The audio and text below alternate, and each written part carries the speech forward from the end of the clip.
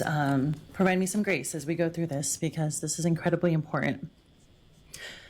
So the most important day in a woman's pregnancy, it's that 20th week. It's the week where you get to go and you get to see your baby, really for the full first time.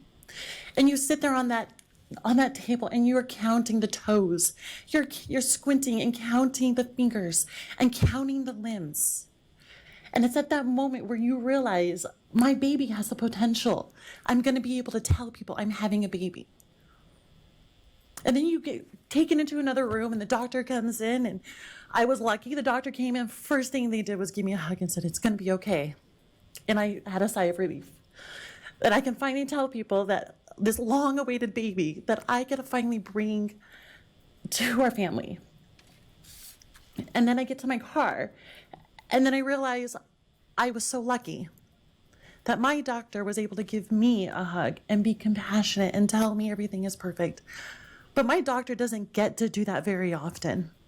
There are moments where my doctor has to give that hug to a consoling woman, to console a woman who just found out her baby is not viable, that she's not going to get to bring that baby home with her. And what we've done to our medical physicians in Idaho, and what we're continuing to do when we don't fix this, is we're telling that physician that he or she gets to have that conversation with that patient, that your options are limited. We're not going to help you fix the problem.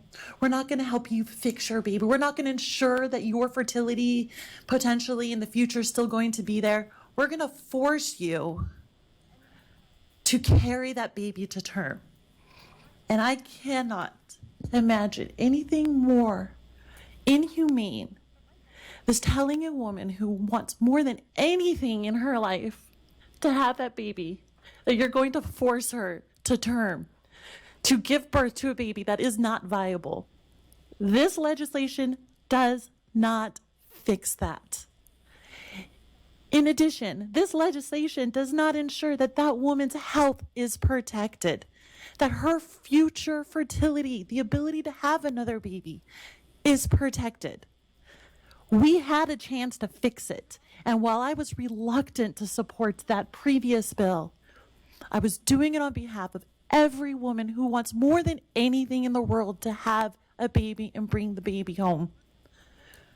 This, unfortunately, does not do that. And while we want to tell ourselves we're doing right for Idaho women, we're not. We're giving our physicians a sliver, a very small sliver of hope that they are going to be able to provide for these women and not face being a criminal. That's all we're doing when we had a chance to do so much more. We are doing nothing for our Idaho women who have pleaded with us to fix already archaic laws. And this notion that we're going to come back in the future and fix this, let's face the reality. This is the year to fix it. If we can't fix it, and I will say this in a non-election year, I guarantee you we're not going to be able to fix it next year.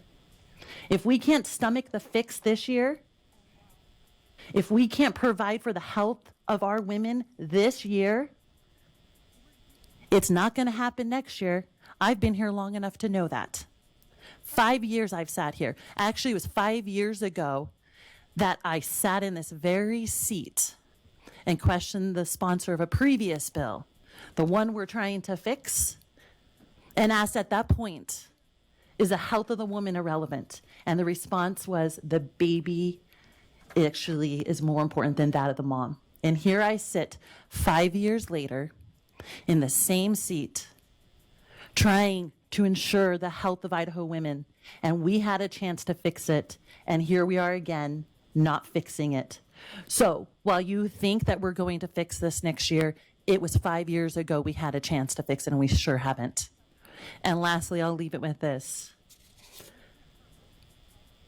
No woman, mind you, gets to 20 weeks and does not want to keep their baby.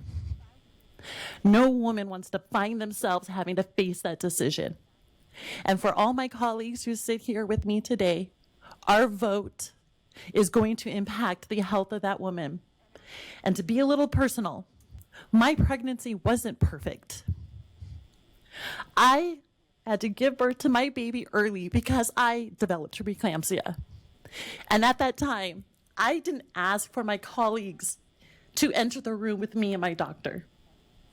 I didn't invite them to the table to have that discussion between me and my doctor. When we pass legislation that does not care for the health of the woman, we are inserting ourselves into that office with the doctor and the mom. That's not our place. My colleagues don't deserve a seat at the table between me and my doctor. The decisions to protect my health was the decision between me and my doctor to protect me and to ensure I can bring my little boy home. Not our place. We deserve to provide our physicians the means to protect the health of the woman. A vote today assures that we are not providing for the health of the woman. Years ago, when the other bill was brought forward, it was foggy. If at that moment we were ensuring the protection of the life of the woman and the health of the mom, the courts have told us we are not doing that and we have a chance to fix it, and we are not. So let that rest on our shoulders. I, for one, will never insert myself in between the doctor and a mom.